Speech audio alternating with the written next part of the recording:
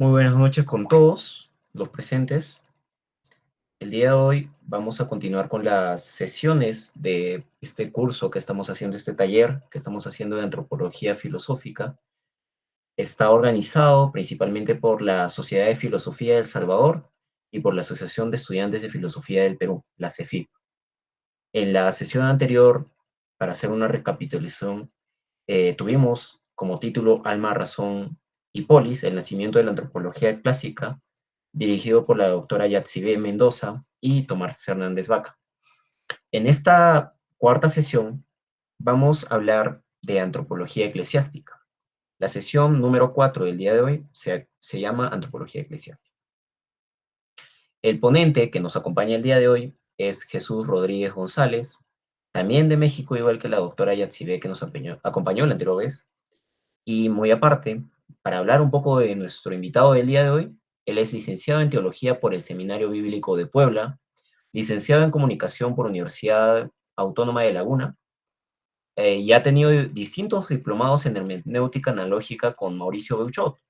Ha recibido clases de sistemología por Miguel Ángel Crespo, ha tenido un diplomado en creación literaria por el CELSI y ha dado diversos talleres de filosofía en cafés literarios. También ha participado en la revista literaria Monolito y tiene un ensayo publicado en el libro de Teología Pop por la editorial TIE. Agradecemos la presencia del día de hoy por nuestro ponente y que nos va a hablar netamente sobre la antropología eclesiástica. Muchísimas gracias y ahora le doy el pase a la palabra al doctor Rodríguez González. Muchas gracias.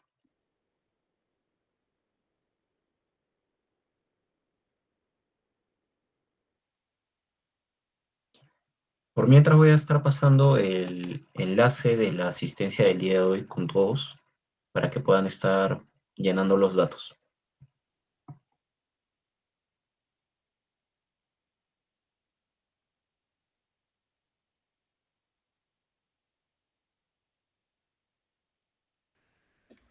Bueno, primeramente muchísimas gracias. Nada más hay un pequeño punto.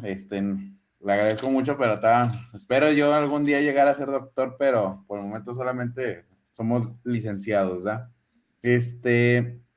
Bueno, vamos a hablar acerca un poquito de la cuestión de la antropología, eclesiástica y principalmente de la cuestión de la escolástica. Sé que a partir de Hegel o a partir de la modernidad y sobre todo por la influencia que hemos tenido a veces de la cuestión del positivismo de Comte, eh, se ha denigrado un poquito esta etapa de la historia de la humanidad y principalmente también por ciertas imposiciones que ha tenido la iglesia, posiciones sobre ello, pero también hay que tener en cuenta que no todo es como nos lo pintan. Por eso les encargo un poquito ahí de paciencia y un poquito ahí de premura. Sé que venimos de personas creyentes o no creyentes. No es un punto importante, simplemente es exponer las ideas y que podamos aprender todos de ellos. Bueno, abordando esto, la antropología escolástica. Nomás un pequeño paréntesis. Si me ven tomando ahí, es que ando un poquito ahí medio ronco.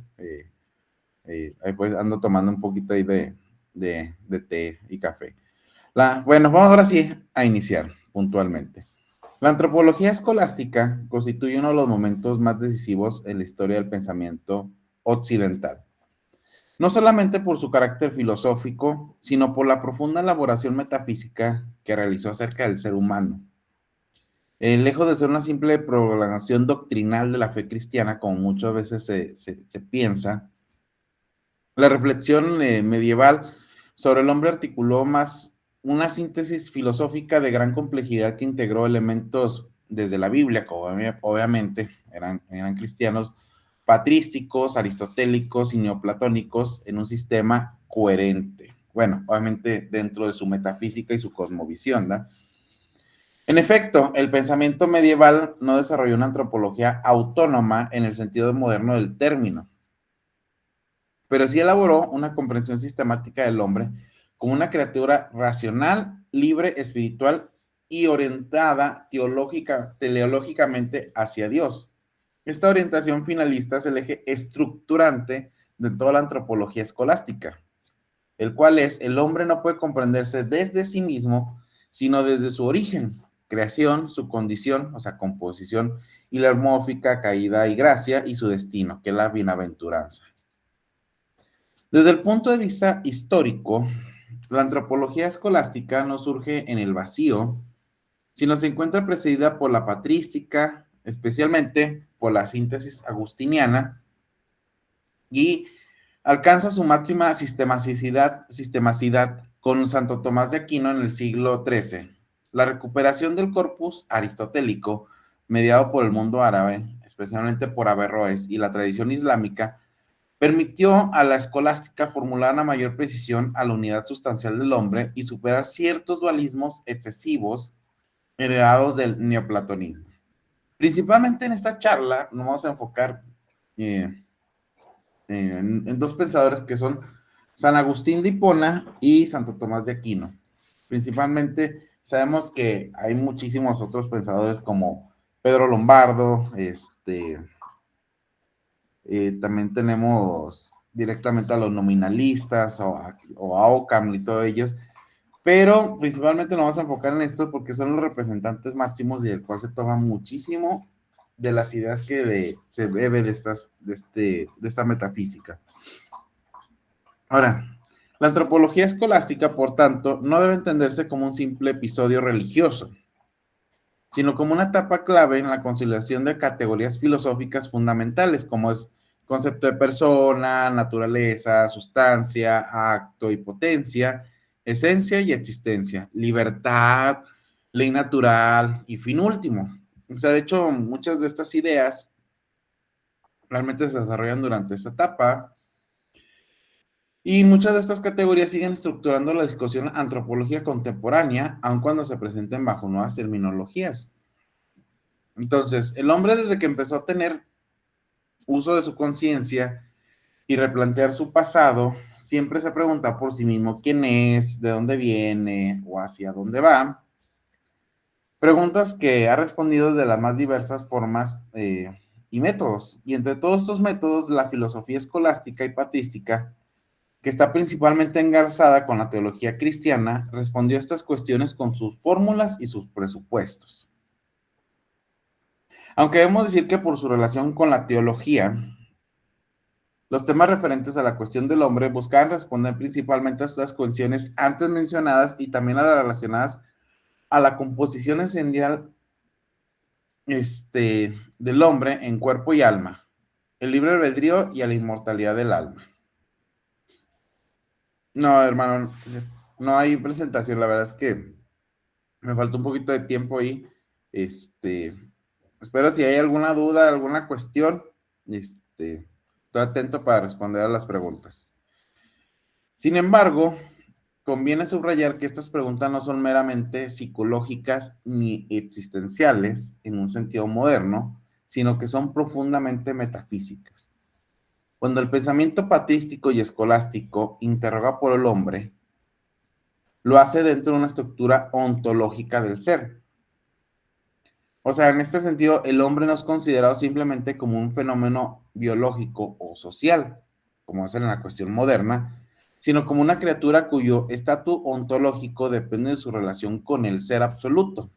O sea, el hombre se pensaba a partir de Dios.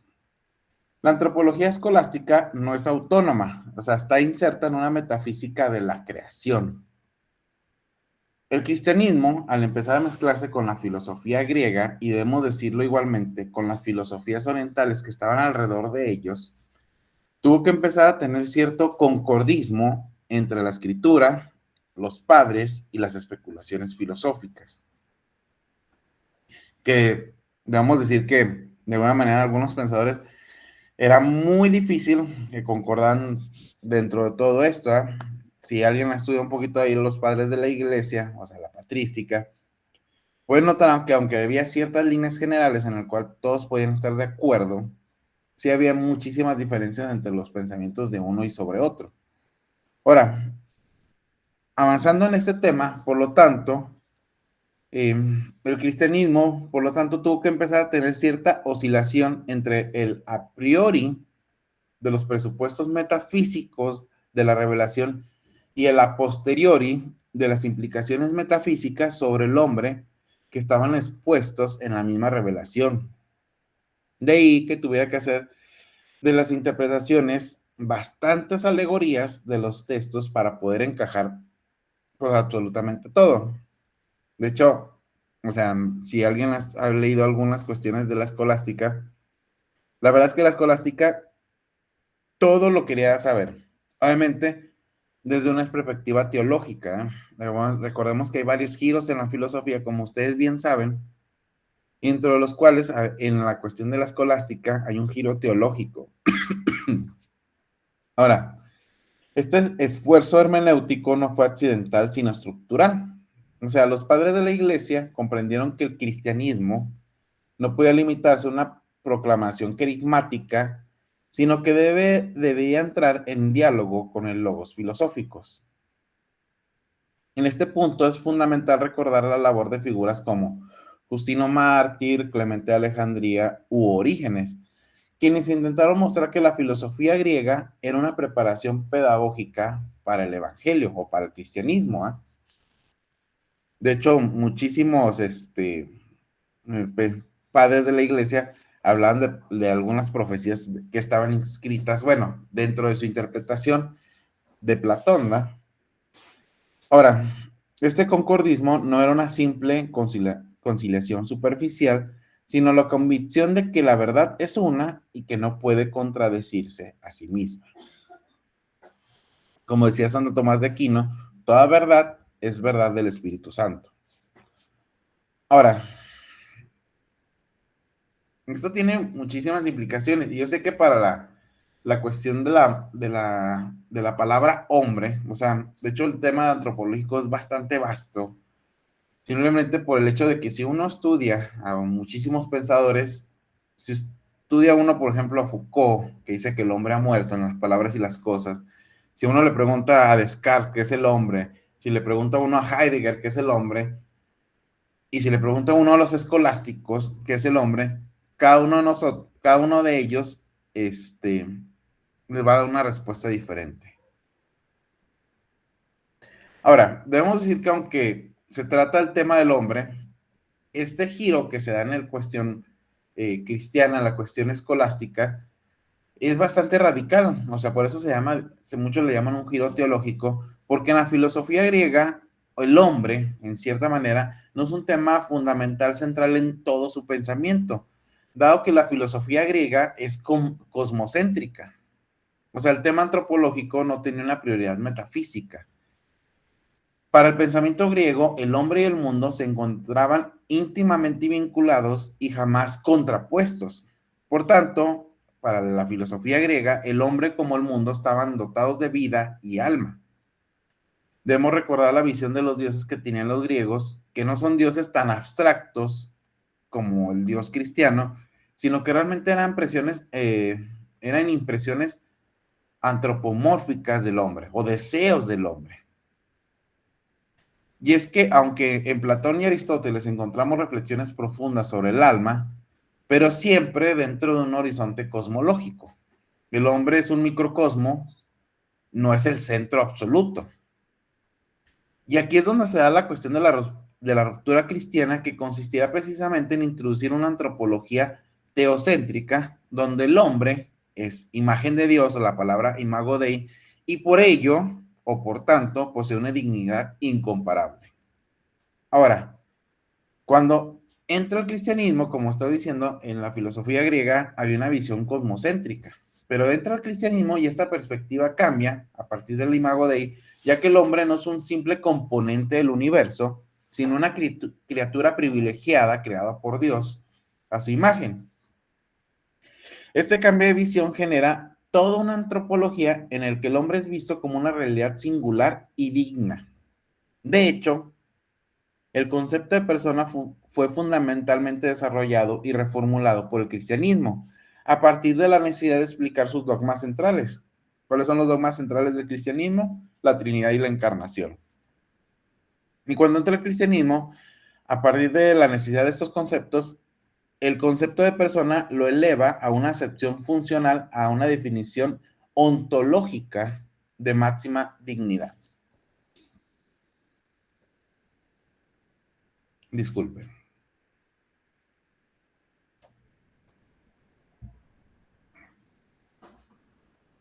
Para esto, simplemente nos basta recordar que en el contexto precristiano, términos como el prosopón griego, ya es que si alguien ha visto la clásica máscara alegre y triste, que era la que representaba el teatro, o por ejemplo también el concepto de persona, se referían más que nada a un rol social o un estatus jurídico, o por ejemplo el prosopón que representaba directamente una máscara, o sea, pero no a la identidad íntima del ser humano. Y es a partir del contexto de las controversias trinitarias y cristológicas, lo que estoy hablando, la Trinidad y la Encarnación, en donde el término persona adquiere un contenido ontológico. ¿Cuál es este contenido ontológico? La persona se convierte en una subsistencia individual y en naturaleza racional. Ahora, también debemos de recordar que los padres de la Iglesia consideraban que existía una continuidad histórica, volviendo un poquito al tema de atrás, entre la filosofía griega y el cristianismo. De hecho, algunos, como Tifón, consideraban que los grandes filósofos griegos eran de algún modo los precursores del pensamiento cristiano. Tifón decía que todo aquello que se ha dicho de verdad nos pertenece a los cristianos, pues además de amar a Dios, nosotros amamos y adoramos al Logos de Dios, increado e inefable. Y este pensamiento continuó durante toda la Edad Media. Como bien dije, Santo Tomás de Aquino decía que toda verdad es verdad del Espíritu Santo. Por lo tanto, todos estos pensamientos y ellos lo que encontraban que pudiera ser amoldado a la verdad cristiana lo tomaban para sí. Y aquí se muestra un principio fundamental de la escolástica, la unidad de la verdad. En Santo Tomás de Aquino, esta convicción se convierte en un método sistemático. No hay oposición entre la razón y la revelación, sino más bien una distinción de órdenes. Por eso, en toda la cuestión de la etapa de la escolástica, se considera que la filosofía era una sierva de la teología. Es importante precisar que no estamos ante una simple discusión religiosa, sino filosófica en un sentido pleno. Werner Jaeger, en su libro La teología de los primeros filósofos griegos, recuerda que desde los albores del pensamiento occidental, filosofía y teología no se excluyen, sino que se interpenetran. ¿Por qué? Porque la búsqueda racional del principio del ser y la reflexión sobre de lo divino nacieron entrelazadas. No sorprende por ello que la primera aparición del término teología ocurra en un contexto filosófico y no en un texto estrictamente religioso. Debemos de recordar que la primera mención escrita que hay de esta palabra se encuentra dentro de la República de Platón. Y también muchos términos como eterno, sin fin, todas estas cuestiones que a veces se le aplican a la divinidad, se encuentran dentro de la cuestión de los pensamientos de los primeros filósofos griegos, ¿verdad?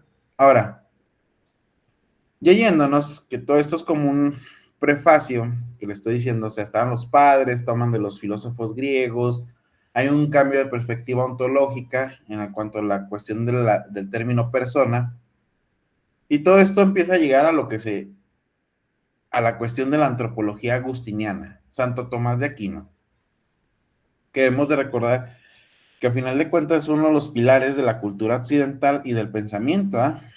O sea, de hecho, el pensamiento de Agustín de Hipona está atravesado por categorías de raíz neoplatónicas y su encuentro con el platonismo mediado por las traducciones latinas de Plotino fue decisivo para abandonar el materialismo maniqueo y tratar de comprender la espiritualidad del alma. Esta antropología agustiniana, o sea, debemos decir que esta antropología filosófica de San Agustín de Hipona, podríamos colocarla, aunque no completamente, dentro de la teoría neoplatónica del hombre. Esto porque primeramente para San Agustín, la filosofía platónica era la más cercana al cristianismo. Aunque esto no significa que se vendiera completamente a ella, ya que él solo, en sus libros, se rinde a la verdad cristiana, pero esta simpatía con los platónicos era porque pensaba que las preocupaciones naturales de esta filosofía podían llevar a la elevación para caminar al pensamiento del Dios verdadero. Aquí es necesario precisar que San Agustín no adopta el platonismo como un sistema cerrado, sino como un instrumento purificado. En efecto, su lectura de Platón y sobre todo de Plotino le permite comprender la espiritualidad del alma, la jerarquía ontológica del ser y la interioridad como vía de ascenso. Sin embargo, aquí introduce, o sea, San Agustín, una diferencia radical. El mundo, a diferencia de estos pensadores, para San Agustín, el mundo no emana necesariamente de Dios, sino que es creado libremente. O sea, el alma no preexiste eternamente, sino que es creada. Y la salvación no consiste en una simple contemplación intelectual, sino que es una relación personal con Dios mediada por la gracia. Ahora, San Agustín dice que la máxima búsqueda del hombre debe ser la verdad, el cual es un concepto que está muy enlazado con la libertad, ya que solo el hombre que conoce la verdad puede ser verdaderamente libre. Ahora, esta verdad que busca el pensador no es la verdad de la ciencia, sino de la sapiencia. O sea, bueno, o de la sabiduría, para ser más exacto. O sea, porque a veces conectamos la cuestión de la verdad con una verdad moderna, pero para los antiguos, o sea, la verdad se refería más a un concepto de ser sabio. Ahora, la filosofía para el hiponense se trata principalmente del problema del hombre, que para él estaba profundamente relacionado con el problema de Dios. O sea, de hecho dice San Agustín, dos son los problemas de la filosofía. Uno acerca del hombre, el otro acerca de Dios. Y esta afirmación es decisiva porque muestra que en San Agustín la antropología y la teología no son disciplinas separadas. Conocer al hombre implica conocer su origen, su dependencia y su destino. Y la interioridad para San Agustín no es un fin en sí mismo, sino es una vía hacia lo trascendente. En este sentido, la famosa fórmula agustiniana, in interiori omni habitat veritas, expresa que la verdad no se encuentra en el exterior mutable, sino en la profundidad del alma iluminada por Dios. Como vamos viendo, y como dije anteriormente, no podemos separar el pensamiento religioso del pensamiento filosófico en San Agustín. Los dos intercalan continuamente en las letras y ensayos de este filósofo, y es que durante muchos años se dejó guiar por el pensamiento de los maniqueos y su racionalismo, pero este método solo lo llevó al escepticismo. Y después de esas situaciones que llega al método verdadero, que es exactamente contrario al método maniqueo. Esto lo dice el agustinólogo español Juan Pegueroles. O sea, para Agustín no hay que entender para creer, sino creer para entender. Sus concepciones, que como vamos diciendo, o sea, afectan a la cuestión de su antropología, entre fe y la razón y su noción de filosofía deriven de esta dolorosa experiencia. San Agustín, así como en otras ocasiones, no hace más que sistematizar su experiencia personal, elevar la anécdota a categoría. Ahora sí, como siempre se dice, los filósofos son hijos de su tiempo. O sea, San Agustín llega a lo universal no por abstracción de lo múltiple, sino profundizando en lo individual. Con esto veremos que la fe es una parte importante de la filosofía agustiniana porque él considera que el hombre es primero guiado por la voluntad antes que por el intelecto. Si alguien ha estudiado un poquito ahí la cuestión medieval, sabe que esto generó un gran debate porque hay intelectualistas y voluntaristas. Bueno, esta primicia de la voluntad en el ser humano es uno de los rasgos más originales del pensamiento agustiniano, frente al intelectualismo griego clásico. Agustín reconoce que el movimiento existencial del hombre hacia la verdad comienza en el deseo, en el amor, y el hombre conoce porque ama, y ama porque está hecho para el bien. O sea, para Agustín, la estructura afectiva precede al acto puramente cognoscitivo. Ahora, debemos decir que la antropología agustiniana se construye sobre la convicción de que el ser humano es un homo capaz dei, es decir, un ser capaz de Dios debido a su condición de criatura hecha a imagen divina. Y esta premisa establece el marco de toda su visión del hombre, una unidad espiritual con memoria, inteligencia y voluntad. Repito, una unidad espiritual con memoria, inteligencia y voluntad. Facultades que reflejan la Trinidad. De hecho, hay muchos tratados que para mí, su libro, quitando las confesiones, que es de mis favoritos, de Trinitae, o sea, de hecho, para mí, aunque aborda la cuestión trinitaria, también constituye un análisis de la estructura profunda del alma humana. Para San Agustín, la persona humana es creada a imagen y semejanza de Dios. El alma para San Agustín es inmortal con tres funciones básicas, que es ser, comprender y amar. No va a abordar todo, porque este tema es como para casi un seminario, pero estamos nomás viendo como que los temas principales de estos pensadores. Y aquí se observa, también en estos tres conceptos, la estructura trinitaria del alma. La memoria corresponde al Padre, el entendimiento al Hijo y la voluntad o amor al Espíritu. No se trata de una analogía superficial, sino de una ontología relacional. El hombre refleja en su estructura interior la vida misma trinitaria de Dios. Denme un segundito nomás para la.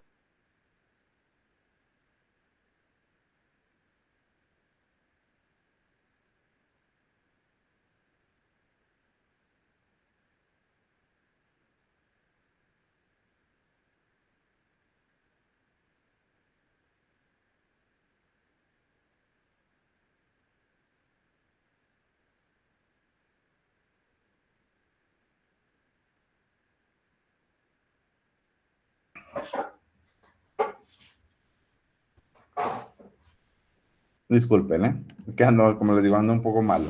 Ahora, un eje central del análisis es la idea de que la naturaleza humana se encuentra marcada por una inquietud ontológica. Para San Agustín, el alma no se basta a sí misma y está orientada hacia un fin trascendente. De hecho, aquí está la frase que le dio un Oscar a San Agustín, que dice que nuestros corazones están inquietos hasta que descansen en ti. Y esta es presentada como el fundamento existencial de su antropología. O sea, es una inquietud espiritual que permanece con el hombre hasta que se une a Dios después de la muerte. O sea, no hay nada para San Agustín que pueda, o sea, llenar al hombre. O sea, la razón, el conocimiento y todo eso no va a ser llenado. Tiene que, para San Agustín, la voluntad del hombre es lo que tiene que ser transformado. Ahora, si alguien ha leído las confesiones, la verdad es que es un gran análisis del hombre, también psicológico. Ahora, esta inquietud no es una simple insatisfacción psicológica, sino para San Agustín un dinamismo estructural. El hombre está hecho para un bien infinito y por eso ningún bien finito puede colmarlo. Y aquí se encuentra la raíz de su concepción de la felicidad y el pecado. El pecado no es más que un amor desordenado hacia bienes inferiores. Bueno, esta idea no es tan original de San Agustín. De hecho, de alguna manera también lo toma de Atanasio. De hecho, Atanasio dice que el hombre, el primer pecado que tiene el hombre, es dejar de ver hacia Dios y empezarse a ver a sí mismo, nada más. Bueno, ahora, la doctrina del Imago Dei me aparece como un principal rector en toda la antropología agustiniana. Ser imagen de Dios significa estar hechos en el amor y por amor, y en la razón y la sabiduría por la razón y la sabiduría. Esta estructura dual de amor y razón explica tanto la grandeza como la fragilidad del ser humano. La antropología de San Agustín ofrece una visión unificada del ser humano como criatura racional, amante y espiritual, marcada por la búsqueda de la verdad y el deseo de felicidad. Su énfasis en la interioridad, en la armonización del deseo y en la orientación trascendental del alma hacer de su pensamiento una síntesis poderosa entre la filosofía clásica y la teología cristiana de su tiempo. La antropología agustiniana no solo doctrinal, sino realmente es existencial. Nace de un proceso vital, de una conversación intelectual y espiritual, y de una profunda reflexión sobre la condición humana. Por eso sigue siendo, incluso hoy, un marco fructífero para pensar al ser humano en clave espiritual, racional y relacional. Ahora, ¿qué es el hombre para ir avanzando para San Agustín y Santo Tomás? El hombre, lo primero que podemos mencionar es que San Agustín lo llama animal racional. Esto lo dice así, ya que al ser racional se diferencia o aventaja de las bestias, pero al ser mortal se diferencia de las cosas divinas, ya que si le faltara lo primero, sería un bruto, y si no se apartara lo segundo, no podría edificarse. Para el hiponense, el hombre se encuentra intermedio entre los ángeles y las bestias. Y esta posición intermedia en el hombre implica tensión. El hombre no está completamente determinado por la necesidad natural, ni completamente fijado en la perfección angélica. Es un ser en camino y esta condición dinámica explica tanto la posibilidad del pecado como la posibilidad de la santidad. Que de hecho mucha de esta estructura también lo toma Santo Tomás de Aquino. Y esta manera de ser al hombre es por su composición. El hombre tiene un cuerpo y un alma. En el ser para San Agustín, la materia, recordemos que él es neoplatónico, la materia es lo más bajo y el espíritu es lo más alto. Y estos dos elementos se encuentran contrariados en el ser humano, ya que la carne tiende a lo inferior y el alma apunta a lo alto. San Agustín define el alma como una sustancia dotada de razón y adecuada para gobernar el cuerpo. El alma es, pues, una sustancia y por lo tanto es inmortal. Aquí es donde podemos percibir la influencia platónica, o sea, el alma es superior al cuerpo y lo gobierna. No obstante, San Agustín no desprecia el cuerpo como malo en sí mismo, ¿eh? O sea, aquí tenemos que tener ahí un poquito de cuidado en esa idea. O sea, de hecho, San Agustín considera el cuerpo bueno por ser creación de Dios, aunque subordinado al alma.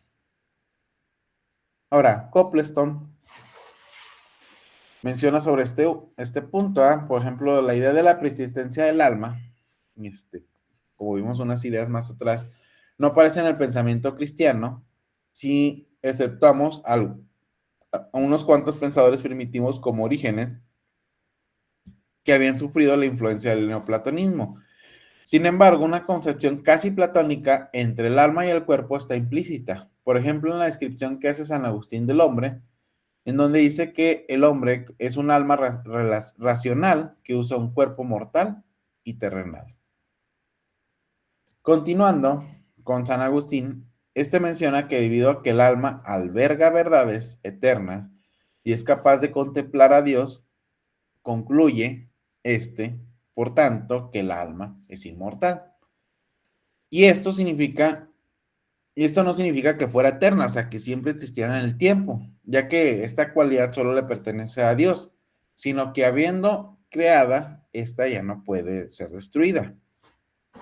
Y este argumento se basa en la teoría de la iluminación. O sea, el alma participa de verdades inmutables que no pueden depender de lo material y corruptible. Entonces, es decir, si conoce lo eterno, el alma no puede ser meramente temporal.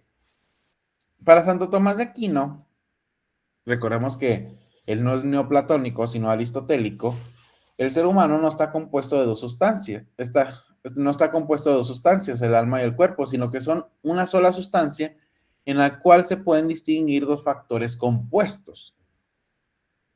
Recordemos que Santo Tomás de Aquino sigue a Aristóteles en su teoría heliomorfista y no es tanto un dualista como Platón. Por lo tanto, para el Aquinate, cuando el hombre siente, es el hombre entero el que siente, no el alma sola o el cuerpo solo.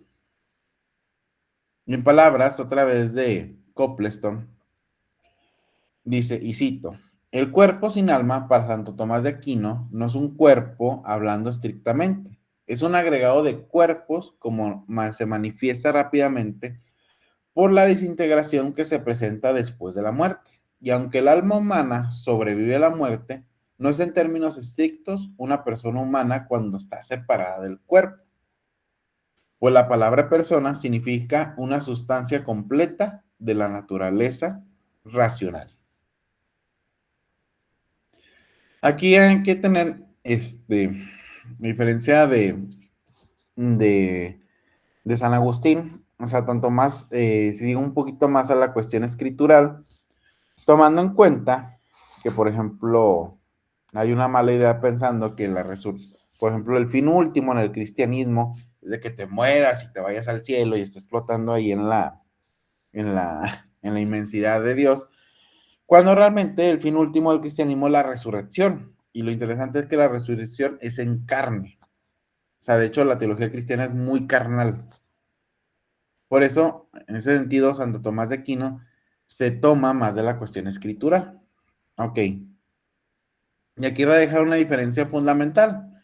Si usted está notando, Agustín conserva un cierto tono dualista, el alma, el cuerpo, y Santo Tomás articula una unidad sustancial más fuerte. O sea, el alma no usa simplemente el cuerpo, lo informa.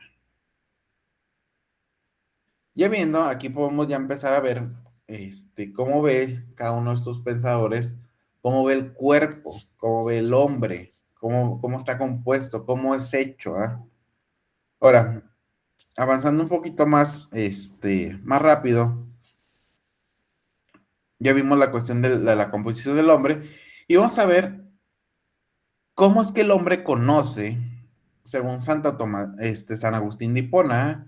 Eso es importante mencionarlo, ya que este aspecto del hombre es algo con lo que trabaja durante toda la Edad Media, ya que el tema entre la fe y la razón se abarcan mucho las discusiones de muchos pensadores de la escolástica, algunos llevándolos a ciertos extremos o deformaciones que terminan decayendo en el verdadero carácter cristiano sobre el hombre, ya que por un lado podemos tener un fideísmo, o sea que solamente la fe es lo importante, como en el caso de algunos pensadores modernos como Kierkegaard o Bullmann, un racionalismo como el de Occam o de Barlam de Siminara, y en estos dos casos San Agustín se coloca en un punto medio. Para el hiponense, la fe no sustituye a la razón, sino que la estimula y la promueve más allá de sí mismo. O sea, para San Agustín, en el hombre, la fe y la razón son diversas, pero no adversas, ya que se complementan recíprocamente. Aquí es necesario subrayar que el equilibrio agustiniano no es simplemente una moderación psicológica, sino una estructura epistemológica. La razón humana posee capacidad natural para alcanzar verdades, pero esta razón está herida por el pecado y necesita ser iluminada. La fe no anula la racionalidad, sino que la eleva y la orienta hacia su plenitud. En contraste con el fideísmo posterior de muchos pensadores, por ejemplo el de Soren Kierkegaard, que de hecho también era cristiano, Kierkegaard aceptúa la ruptura entre razón y fe, mientras que existe también el racionalismo extremo, presente en figuras como Guillermo de Occam, que tiende a separar excesivamente las órdenes. ¿Da? Ahora bien, para San Agustín, el hombre conoce, o los conocimientos intelectuales, connotan un valor atemporal e inmutable. Es decir, considera que existe una verdad eterna a la que se puede llegar. O sea, el hombre puede conocer la verdad. Y el hombre, gracias a su espíritu, rebasa la condición temporal y sus sentidos para poder participar de esta verdad. ¿Cuál es la ratione aeterna? Debemos decir que este asunto de la verdad es algo que le preocupaba constantemente. Obviamente tomando en consideración lo que le estoy diciendo. Lo que ellos buscan no es la verdad de ciencia, sino de sapiencia. Por eso es que podemos ver que acudió a San Agustín, diversas sectas o grupos de búsqueda, y esta problemática fue hasta el final de su vida una cuestión bastante importante. En esta teoría se articula, o lo que podemos llamar Agustín, o algunos mencionan que se llama la iluminación divina, y para San Agustín, el alma no produce la verdad, sino que la reconoce al ser iluminada por Dios. De alguna manera nos recuerda un poquito a Platón, que decía que el hombre no conoce, sino que recuerda. Bueno, para San Agustín la verdad no es construida subjetivamente, sino que es descubierta en el interior, pero con un fundamento trascendente. Y en este punto participa, aunque sea con resultados muy distintos, ciertas preocupaciones modernas sobre la certeza. Aunque, a diferencia de muchas filosofías y de las cuales conoció sus métodos, San Agustín afronta el problema del conocimiento del hombre de una manera muy diferente. Y es por eso que de alguna manera muchos lo consideran un pilar en Occidente. Y es que San Agustín lo resuelve desde una metafísica de la interioridad. Por eso es que no parte de las verdades trascendentes y ónticas, sino de los datos de la propia conciencia y de los hechos de la interioridad. Ahora, como muchos historiadores mencionan, como Copleston, esto nos recuerda muchísimo al método que utiliza Descartes y tal vez un poco a la fenomenología husserliana, aunque los resultados son totalmente diferentes, ¿verdad? Y en efecto, el giro hacia la interioridad en San Agustín antecede en más de 1000 años al cogito cartesiano, y sin embargo, mientras de René Descartes buscaba una certeza fundada en el sujeto pensante, San Agustín encuentra en el interior del alma la presencia de una verdad en el hombre que lo trasciende. No es el yo, el fundamento último, sino Dios como luz del intelecto para el hombre. Muchos dicen que San Agustín fue el primero a dar una formulación sistemática a la interioridad como un lugar teológico y antropológico. El yo interior es descrito como un espacio iluminado por Dios y no como un reducto psicológico cerrado. Agustín no encontró un espacio cerrado, limitado y oscuro en sí mismo, sino que encontró más bien un espacio en el que brillaba la luz misma de Dios. La interioridad, por tanto, para San Agustín no es una introspección psicológica, sino un camino espiritual donde la persona, el hombre, puede conocerse a sí mismo y reconocer simultáneamente su origen y su dependencia. El proceso de entrar en sí mismo se describe como una dinámica que abre al individuo y lo conduce a la comprensión más profunda de su conciencia moral, de su ignorancia y de la trascendencia divina. En la antropología agustiniana, en cuanto a este tema, también se caracteriza por su visión dialéctica de la naturaleza humana. El ser humano desea la felicidad, pues fue creado para el bien, pero tras el pecado original, la razón y el deseo han quedado en tensión. El quid de la filosofía antropológica de Agustín es la contienda entre el deseo natural y la razón natural. Ahora, en este sentido, para San Agustín, el efecto del pecado, o sea, esta contienda, no implica una destrucción de la naturaleza del hombre, sino una desarmonización. La razón permanece, el deseo permanece, pero ya no están completamente ordenados. Por eso decía San Agustín que la libertad en el hombre, siendo cuando no es iluminado por la gracia, solamente conduce a un libertinaje y no a una verdadera libertad. Ahora, aquí se encuentra el drama antropológico agustiniano. El hombre sabe el bien, pero no siempre lo quiere. Quiere el bien, pero se dispersa en bienes inferiores. Para San Agustín, el deseo sin razón se dispersa y se vuelve insaciable, y la razón sin deseo se vuelve estéril, desconectada de lo que nos hace verdaderamente humanos. Solo la armonización de ambas facultades permite alcanzar la beatitud. Aquí debemos señalar que esta armonía es posible porque la razón nos informa de la verdad del pluralismo ontológico y solo cuando la razón llega a comprender la naturaleza de la belleza, la serenidad, la felicidad, el deseo queda completamente satisfecho. Y es aquí donde se encuentra, perdón, en este punto se encuentra la influencia platónica, ciertamente, pero también la distancia respecto a Platón o a Plotino, ya que San Agustín rechaza la fuga racionalista del cuerpo. O sea, que el cuerpo es bueno, pero el deseo debe ordenarse por la razón.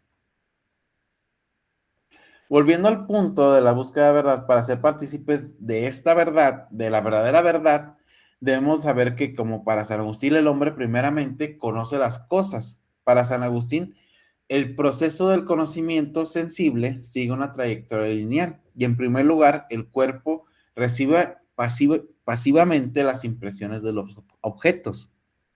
Y aquí se debe completar el sentido epistemológico. O sea, para San Agustín el conocimiento sensible comienza con los sentidos corporales, pero no se agota en ellos. La mente juzga las impresiones sensibles y las eleva al ámbito de lo inteligible.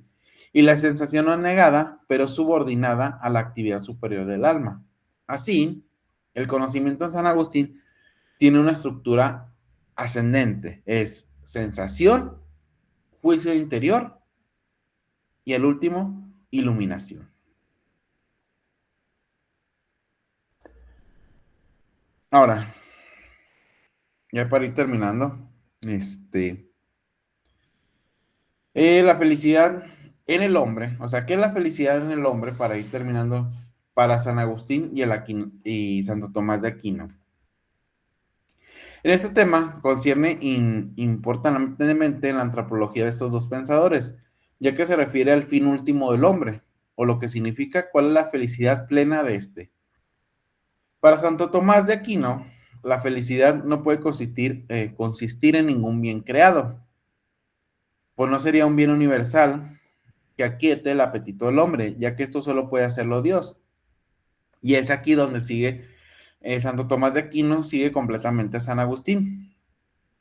O sea, no podemos descansar a menos de que descansemos en ti. Y esto significa para Santo Tomás que la felicidad no es una cosa, sino una operación. Y esto es el último acto del hombre, porque es la perfección de la potencia y es la vida, pero más la especulativa que la activa. Por lo tanto, no es una operación de la parte sensitiva, porque eso es el común en los animales. Es una operación del intelecto al que se adhiere la voluntad, porque lo primero que debe hacer el hombre es conocer a Dios y después deleitarse con eso. Y aquí Santo Tomás desarrolla la doctrina de la visión beatífica, o sea, en el intelecto humano se alcanza su perfección suprema en la contemplación de la esencia divina. No se trata de un conocimiento discursivo, sino intuitivo. La voluntad descansa plenamente cuando el intelecto contempla el bien infinito. Aquí podemos ver, o sea, y como muchos teólogos han estudiado a San Agustín, perdón, a Santo Tomás, o sea, realmente, o sea, Santo Tomás de Aquino, o sea, es un agustiniano, ¿eh? Obviamente, tomando en cuenta muchísimo en su pensamiento a Aristóteles, pero también sigue muchísimo el pensamiento de San Agustín. Ahora, en cuanto a San Agustín, su concepción de la felicidad está profundamente ligada al descanso del corazón en Dios. Y la beatitud no consiste en poseer bienes externos, sino en amar ordenadamente. La felicidad es el gozo de la verdad y ambos coinciden en que el fin último del hombre es Dios. Pero, aquí sí radica una pequeña diferencia, San Agustín enfatiza la interioridad amorosa y Santo Tomás estructura la cuestión desde una metafísica teleológica rigurosa. Ahora, ya para ir cerrando, porque ya ando muy congestionado y disculpen. La antropología escolástica no constituye un sistema cerrado y superado, sino una de las construcciones filosóficas más coherentes de la tradición occidental. Obviamente, para algunos también hay algunos que discrepan completamente. Ya después, no sé si alguien vea lo de Kant, pero Kant es un gran crítico de toda la cuestión escolástica. Pero bueno, y bueno, en la cuestión de la antropología escolástica, su grandeza radica en haber integrado metafísica, ética y teológica en una comprensión unitaria del ser humano. Ahora, si la modernidad desplazó el centro hacia el sujeto, o sea, es que hay un giro antropológico en la filosofía, y la contemporaneidad fragmentó la noción de la naturaleza humana, la escolástica recuerda que el hombre solo puede comprenderse adecuadamente desde una estructura ontológica y su orientación final. Lejos de reducir al hombre, esta visión lo eleva, lo sitúa como una criatura racional, libre y capaz de conocer la verdad. La dignidad humana no se fundamenta en la utilidad ni en la autoconstrucción arbitraria, sino en su participación en el ser. Ahora, en un contexto actual cultural marcado por el relativismo, el nihilismo y la crisis de sentido, la antropología escolástica ofrece una propuesta sistemática capaz de dialogar críticamente con la modernidad sin renunciar a sus principios fundamentales. Su permanencia histórica no es un accidente, sino un testimonio de una profundidad intelectual. De hecho, hay muchos, bueno, algunos le llaman neotomistas, pero uno de mis filósofos favoritos bebe muchísimo de Santo Tomás de Aquino. McIntyre, que le recomiendo muchísimos libros, Tras la virtud, elabora una ética de las virtudes, obviamente a partir de Aristóteles, pero también mediada muchísimo a través de Santo Tomás de Aquino. Y es por eso que la escolástica creo que el día de hoy puede tener alguna voz para este mundo que cada vez nos parece un poquito más extraño. Entonces sería todo. Muchísimas gracias. Si tienen alguna duda o alguna pregunta, estoy para servirles. Gracias, doctor Rodríguez, por su ponencia y más que nada agradecer al público también por la atención prestada al doctor Rodríguez. Y cualquier pregunta, mire, ya tenemos la primera pregunta de Augusto Alejandro Gazzanini que nos dice, ¿no? Pero si la felicidad es alcanzar la divinidad de Dios y San Agustín hace referencia a que cuando alcanza la divinidad de Dios es cuando él fue feliz dejando todo, y si analizamos que el ser humano está forzado a dejar la divinidad por los aspectos banales, carnales, entonces, ¿cómo podría interpretar al ser como una divinidad? Bueno, aquí hay que tener en cuenta que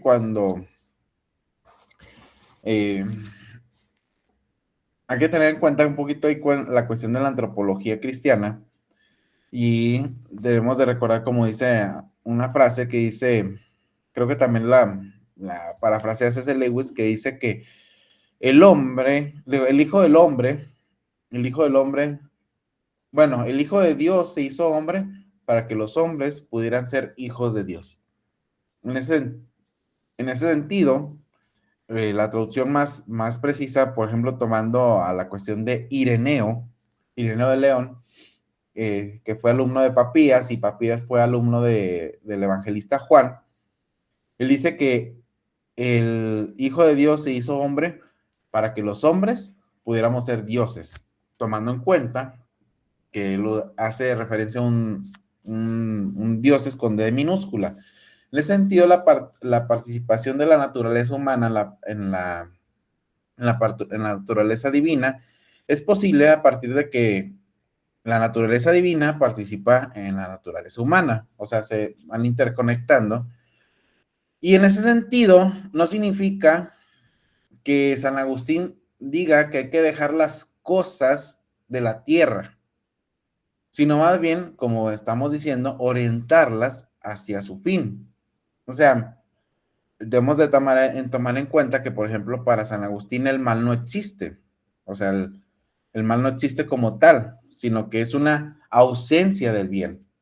Tomando en cuenta, ya que si alguien ha leído a San Agustín, dice que la oscuridad, para San Agustín, la oscuridad es una ausencia de luz, no es lo contraparte de luz. Igualmente, el mal es una ausencia de bien. Entonces, cuando San Agustín dice que debemos de alcanzar o buscar la divinidad, no se refiere a que, vuelvo a decir, a que seamos como Buda, dejando toda la cuestión así oriental, no. En la antropología cristiana significa reorientarlo a lo que es el fin último, hacia su bien. En ese sentido, o sea, cuando nosotros buscamos la divinidad, es que nos hacemos más plenamente humanos. Por eso, cuando se peca o se hace algún error, bueno, dentro de la antropología de estos dos pensadores, es cuando nos hacemos inhumanos. Lo que se busca en este tipo de antropologías es ser más humanos. ¿Qué significa? Buscar el bien. Y eso no significa dejar las cosas de la tierra, sino reorientarlas a su fin último, una teología que realmente busque la virtud.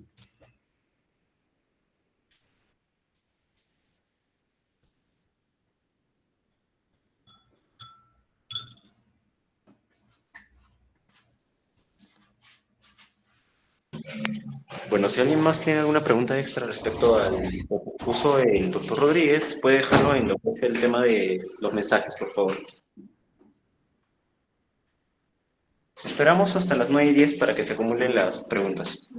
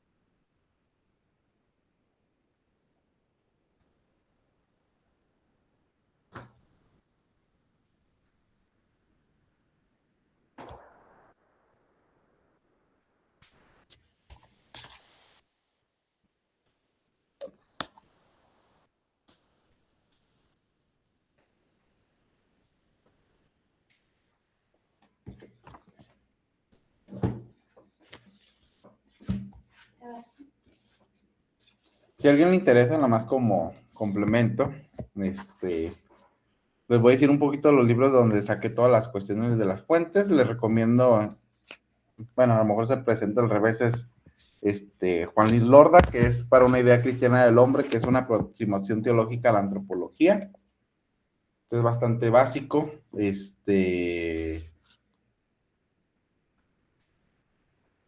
Ahí está una pregunta. ¿Podríamos decir que los postulados... ¿Podemos Ahí lo decir... puede leer. ¿podría mandarlo al grupo de WhatsApp? Sí, ahí los voy a mandar todos los libros, porque sí consulté bastantes y yo creo que podrían ayudarles bastantes en eso. Algunos son, no sé qué tanto se batalle en Perú con algunas editoriales, eh, no sé cuánto se batalla con unas editoriales, pero están Tecnos, Sígueme, o Biblioteca BAC, o Editorial San Pablo.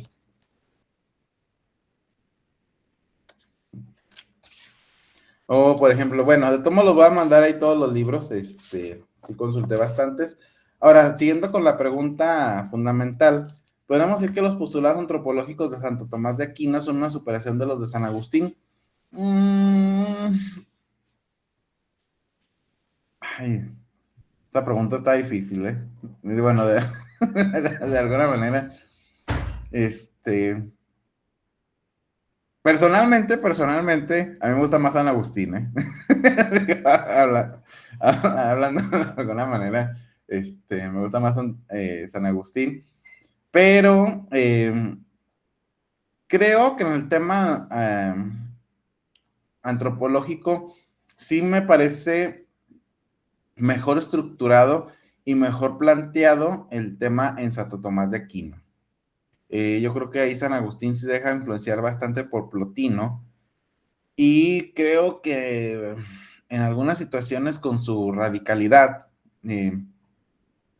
pienso que lleva muy al extremo algunas ideas, y creo que en algunos casos tiene una cierta deficiencia, tiene una cierta deficiencia San Agustín. Personalmente algunos temas, como por ejemplo, digo, no lo abordé porque si no la charla se nos va a hacer muy larga.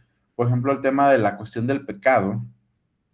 San Agustín, creo que por su detalle o su problema que tuvo con Pelagio, eh, creo que lleva muchísimo al punto la radicalidad y termina considerando al hombre totalmente infectado por el pecado, y creo que lo lleva muchísimo al extremo, ¿eh?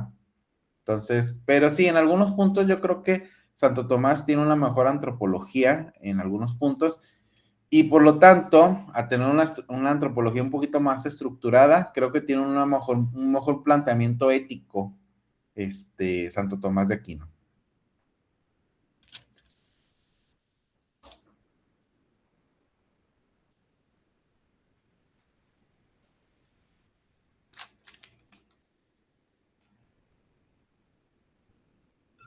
Creo que no hay ninguna pregunta más, doctor Rodríguez. Esa, Borneo Seminario pregunta, ¿podría explicar brevemente con respecto a las cuatro vías que presenta Santo Tomás de Aquino con respecto a la existencia de Dios? Son 5 vías, ¿no? Las 5 vías de Santo Tomás de Aquino, ¿no?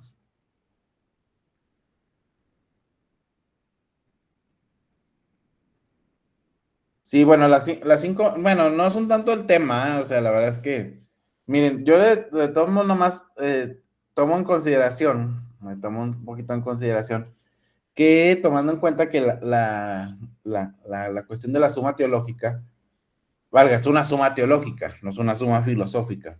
Debemos tener en cuenta que las 5 vías de la cuestión de Santo Tomás de Aquino, hay que tener muchísimo cuidado en ese sentido, porque, o sea, son eh, demostraciones a partir de la fe.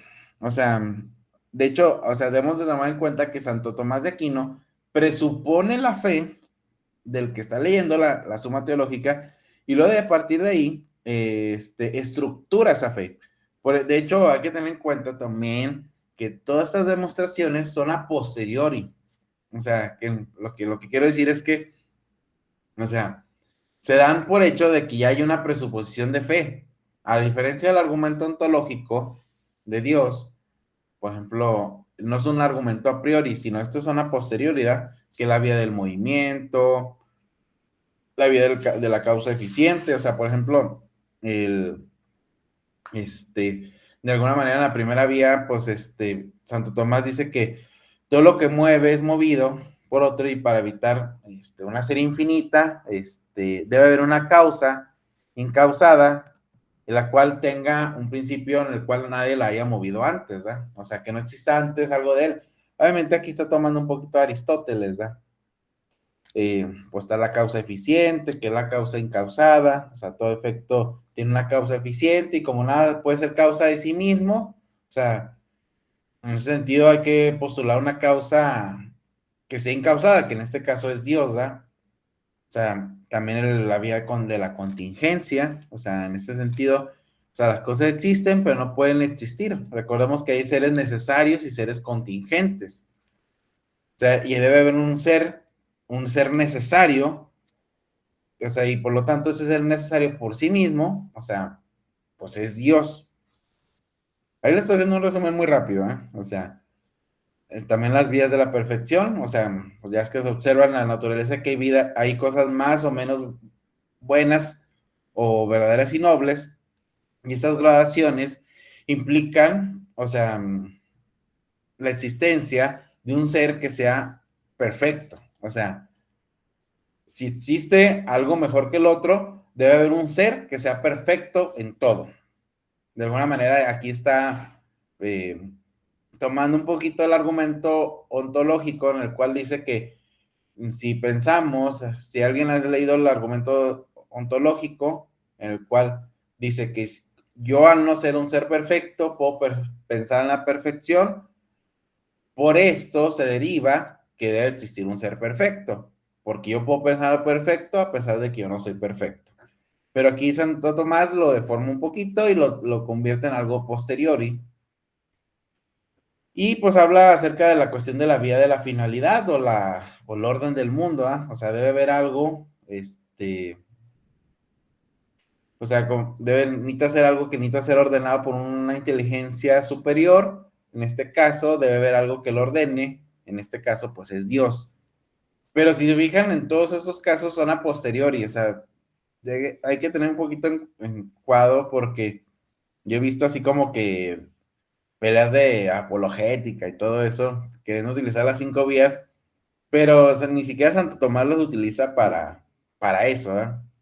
Y la verdad que son una pequeña sección, realmente si uno ve realmente la suma teológica, analiza más cuestiones de teología, más que una cuestión de filosófica, porque realmente analiza cómo se dan cuenta uno que es Dios, tiene otras demostraciones, ¿verdad? De hecho, si alguien ha leído la suma teológica, Es interesante que los mejores argumentos en contra de la existencia de Dios los da el mismo Santo Tomás en su propia obra, ¿eh? Obviamente tomando en cuenta que él está utilizando el método escolástico, ¿eh? Si alguien ha leído el método escolástico, hay una afirmación o una negación y hay una superación de estas dos.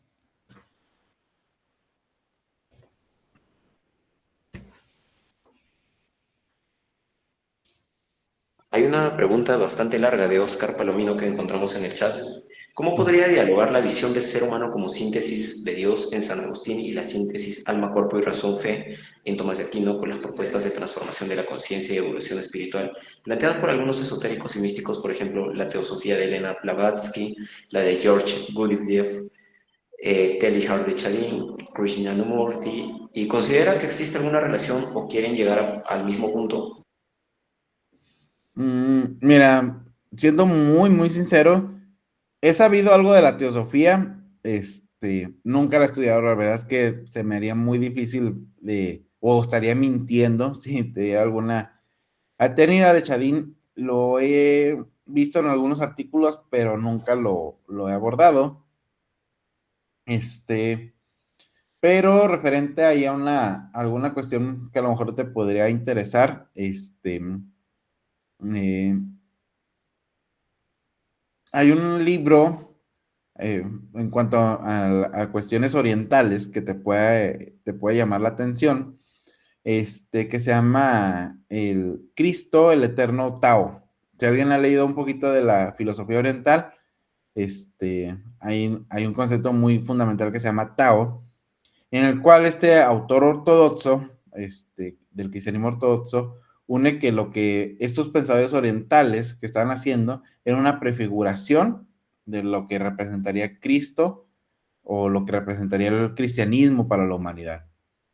En cuanto a algunos temas místicos, hay que tomar en cuenta, ¿eh? O sea, la verdad es que la palabra mística muy amplia en la cuestión cristiana.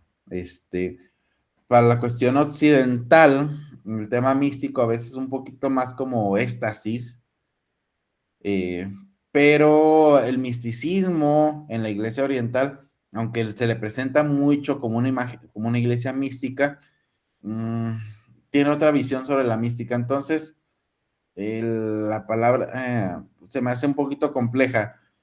Y ahí disculpa no poder responder de alguna manera la pregunta, pero es que la verdad es que no he leído a estos autores, o sea, como tal, para dar una cuestión de que se pueden relacionar. Una disculpa.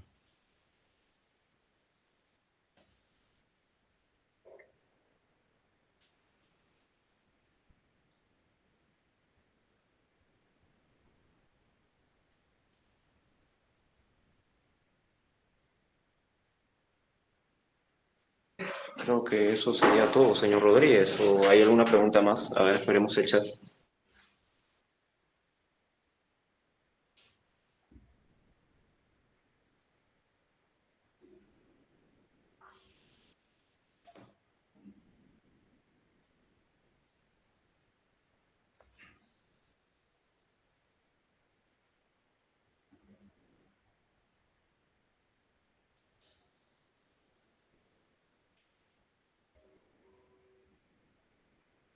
Ya creo que con eso estaríamos concluyendo la sesión del día de hoy con todos. ¿O hay alguien que quiera preguntar algo más para concluir?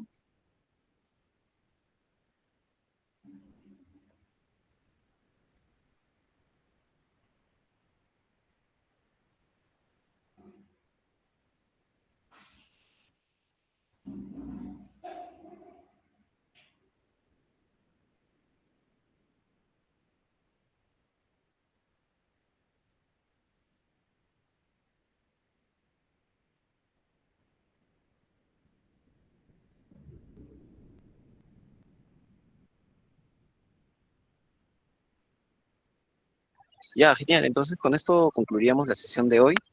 Muchas gracias a quienes asistieron a la sesión de Antropología Eclesiástica dirigida por nuestro ponente Jesús Rodríguez González, licenciado por Teología por el Seminario Bíblico de Puebla.